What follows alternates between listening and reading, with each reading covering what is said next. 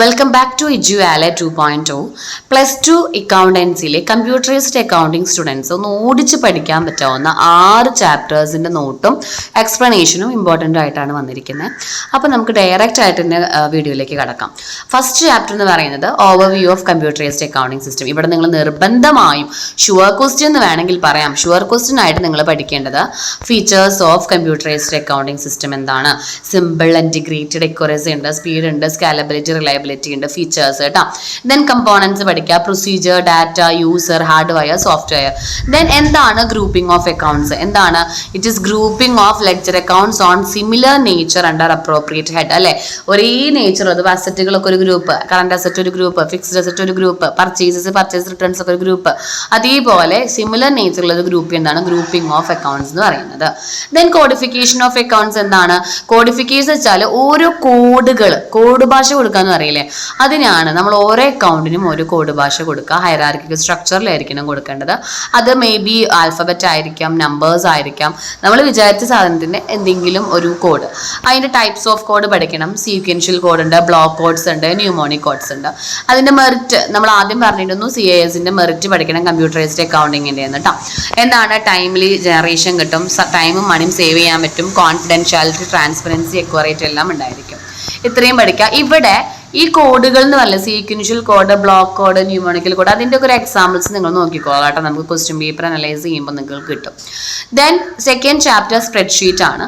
ഇവിടെ സ്പ്രെഡ്ഷീറ്റ് എന്താണെന്ന് പഠിക്കാം. Libre Office Calc, work book എന്താണ്, അതൊക്കെ നിങ്ങളൊന്ന് അറിഞ്ഞിരിക്കുക. സ്പ്രെഡ്ഷീറ്റ് സോഫ്റ്റ്വെയർ ആണ്, കുറച്ച് അത് നിങ്ങൾ അറിഞ്ഞിരിക്കണം. ചിലപ്പോൾ 1 മാർക്കോ അല്ലെങ്കിൽ ഓഡ് മാൻ ഔട്ടിലൊക്കെ നമുക്ക് ചോദിക്കാം. MS ഓഫീസും ലിബർ ഓഫീസ് കാൽക്കും അതൊക്കെ സ്പ്രെഡ്ഷീറ്റ് ആണ്. ലിബർ ഓഫീസ് കാൽക്കാണ് നമ്മൾ പഠിക്കുന്നത് സ്പ്രെഡ്ഷീറ്റ് ആപ്ലിക്കേഷൻ. അതിൻ്റെ ഫീച്ചേഴ്സ് നോക്കുക. ഈസി കാൽക്കുലേഷൻ ആണ്, വാട്ട് ഇഫ് കാൽക്കുലേഷൻസ് ഉണ്ട്, surveys, database, arrange data, dynamic. Components of LibreOffice calc അല്ലെങ്കിൽ സ്പ്രെഡ്ഷീറ്റ് പഠിക്കുക. Rows, column, cell, range. അത് ഒരു ന്യൂ വർക്ക് ബുക്ക് ഓപ്പൺ ചെയ്യാൻ എങ്ങനെയാണ്, അല്ലെങ്കിൽ സ്പ്രെഡ്ഷീറ്റ് എങ്ങനെ എടുക്കാം, വർക്ക് ഷീറ്റ് എങ്ങനെ എടുക്കാം, അതിൻ്റെ ഒക്കെ ഒരു പാത്ത് നോക്കിയേക്കാം കേട്ടോ. ദെൻ കോൾ റെഫ് എന്താണ്, അതുപോലെ തന്നെ 3 റെഫറൻസുകളെ കുറിച്ച് പഠിച്ചിരിക്കുക. റിലേറ്റീവ് സെല്ലും ആബ്സല്യൂട്ട് സെല്ലും ഡിഫറൻസ് ചോദിക്കാറുണ്ട്. അപ്പോൾ cell address, user in formula, അതിനെയാണ് നമ്മൾ കോൾ റെഫറൻസ് എന്ന് പറയുന്നത്. അതിൽ നമുക്ക് മേ ബി കോൾ റെഫറൻസ് നമുക്ക് റിലേറ്റീവ് ആവാം, ആബ്സല്യൂട്ട് ആവാം, മിക്സ്ഡ് ആവാം. റിലേറ്റീവ് എന്ന് വെച്ചിട്ടുണ്ടെങ്കിൽ നമ്മൾ പുതിയ ലൊക്കേഷനിലേക്ക് പോകുമ്പോൾ അതിൻ്റെ ചേഞ്ച് റിഫ്ലക്റ്റ് ചെയ്യും. ആബ്സല്യൂട്ട് വെച്ചിട്ടുണ്ടെങ്കിൽ നമ്മൾ കോൾ റെഫ് കോൺസ്റ്റന്റിനെ കീപ്പ് ചെയ്യും. It consist of column, letter, raw number എല്ലാം ഉണ്ടായിരിക്കും. $സൈൻ ഒക്കെ ഇട്ടിട്ടായിരിക്കും അതിനെ ആബ്സല്യൂട്ട് ആക്കുക. മിക്സ്ഡ് എന്ന് പറയുമ്പോൾ ഇത് റിലേറ്റീവും ആബ്സല്യൂട്ടും മിക്സ് ചെയ്ത ഐറ്റംസ് ആയിരിക്കും. Then functions in spreadsheet. 3 functions നിർബന്ധമായും പഠിക്കുക.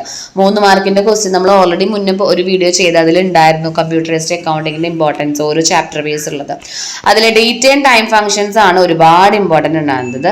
അപ്പോൾ date and time functions, statistical functions, logical എല്ലാം പഠിക്കുക കേട്ടോ. ഇപ്പോൾ ഡേറ്റ് ആൻഡ് ടൈം ഫങ്ഷനിൽ എന്താ, ടുഡേ എന്തിനാണ് കമ്പ്യൂട്ടർ സിസ്റ്റത്തിൻ്റെ ഡേറ്റ് കൊടുക്കാനായിട്ട്, നൗ എന്തിനാണ് കമ്പ്യൂട്ടർ സിസ്റ്റത്തിൽ ടൈം കൊടുക്കാനായിട്ട്, ഡേ എന്തിനാണ് ഡേ റെപ്രസെൻറ്റ് ചെയ്യാം, മന്ത് എന്തിനാണ് മന്ത് റെപ്രസെന്റ് ചെയ്യാം, ഇയർ എന്തിനായി ഇയർ റെപ്രസെന്റ് ചെയ്യാം. അങ്ങനെ ഓരോ ഫംഗ്ഷൻസ് നോക്കാം.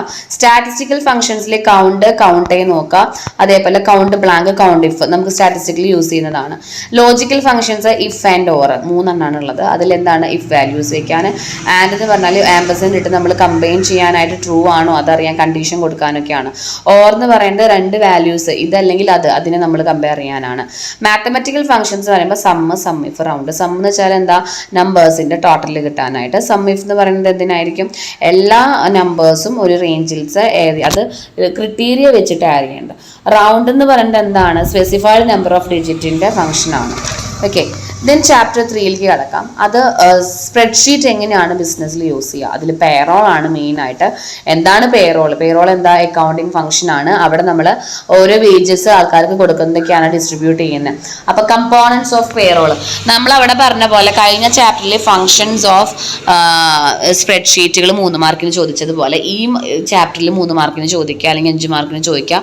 കമ്പോണൻസ് ഓഫ് പേറോൾ ആണ്. എന്തൊക്കെയാണ്, ബാലൻസ് പേ ഉണ്ട്, ഗ്രോസ് പേ ഉണ്ട്, സാലറി ഡിഡക്ഷൻസ് ഉണ്ടായിരിക്കും, PF ഉണ്ടായിരിക്കും.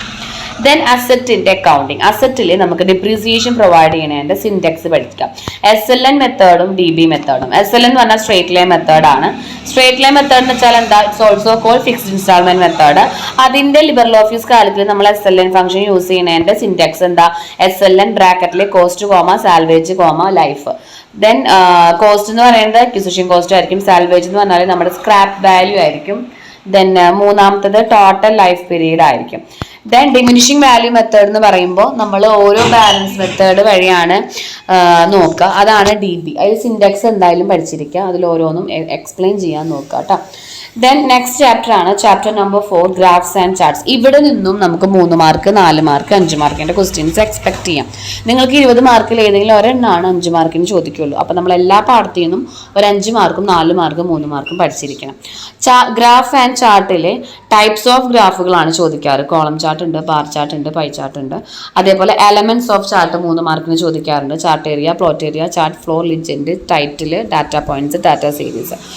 ഇങ്ങനെ ചാർട്ട് കൊടുക്കണതിന്റെ അഡ്വാൻറ്റേജസ് 2 മാർക്സിന് ചോദിക്കാറുണ്ട്. അതായത് വിഷ്വലി നമുക്ക് നല്ലൊരു ഇത് കിട്ടും. അതുപോലെ തന്നെ പെട്ടെന്ന് മനസ്സിലാവാൻ പറ്റും. ക്വിക്ക് അനലൈസ് ചെയ്യാനും ഇന്റർപ്രറ്റ് ചെയ്യാനൊക്കെ സാധിക്കും. ചാപ്റ്റർ നമ്പർ 5ലേക്ക് കിടക്കുകയാണെങ്കിൽ ഗ്നൂക്കാട്ടയാണ് പുതിയൊരു സോഫ്റ്റ്വെയർ ആണ് പഠിക്കുന്നത്. ഇതൊരു ഫ്രീ ഓപ്പൺ സോഴ്സ് സോഫ്റ്റ്വെയർ ആണ്. ആ ഫോഴ്സിന്റെ ഫുൾ ഫോം പഠിക്കുക, free and open source software. Then ഗ്നൂക്കാട്ടയുടെ ഫീച്ചേഴ്സ് പഠിക്കുക. എന്താണ്? ഫ്രീ ആണ്, ഡബിൾ എൻട്രി സിസ്റ്റം പ്രകാരമാണ്, ലെഡ്ജറും ട്രയൽ ബാലൻസും പ്രോഫിറ്റ് ആൻഡ് ലോസ് കൊണ്ട് ബാലൻസ് ഷീറ്റ് എല്ലാം നമ്മൾ ജനറേറ്റ് ചെയ്യുന്നത് ഇവിടെയാണ്. സോഴ്സ് ഡോക്യുമെന്റ് അറ്റാച്ച് ചെയ്യാൻ പറ്റും, വൗച്ചർ എൻട്രി ചെയ്യാൻ പറ്റും. പ്രോഫിറ്റ് മേക്കിങ്ങിനും നോൺ പ്രോഫിറ്റ് മേക്കിങ്ങിനും യൂസ് ചെയ്യാൻ പറ്റുന്ന ഒരു സോഫ്റ്റ്വെയർ ആണ് എന്ത്? ഗ്നൂക്കാട്ട. ദെൻ എങ്ങനെയാണ് ഓർഗനൈസേഷൻ സെറ്റ് ചെയ്യുക? അതായത് ആപ്ലിക്കേഷനിൽ ഓഫീസിൽ പോയി ഗ്നൂക്കാട്ട ഓപ്പൺ ചെയ്യുക, ഓർഗനൈസേഷൻ ക്രിയേറ്റ് ചെയ്യുക, ക്രിയേറ്റ് അഡ്മിൻ ആക്കുക. ഓക്കെ. ലെഡ്ജർ ക്രിയേഷൻ എങ്ങനെയാണ് സ്റ്റെപ്പുകൾ? ഗ്നൂക്കാട്ട മാസ്റ്ററിൽ പോയി ക്രിയേറ്റ് അക്കൗണ്ട് ചെയ്യുക, അതിൽ ഗ്രൂപ്പ് സെലക്ട് ചെയ്യുക, സബ് ഗ്രൂപ്പ് സെലക്ട് ചെയ്യുക, നെയിം കൊടുക്കുക, ലെഡ്ജറിന്റെ ക്ലിക്ക് സേവ് ബട്ടൺ. ദെൻ എന്താണ്? സിസ്റ്റം ജനറേറ്റഡ് ലെഡ്ജർ അക്കൗണ്ട്സ് ഏതൊക്കെയാണ്? വളരെ ഇമ്പോർട്ടൻ്റ് ആണ്.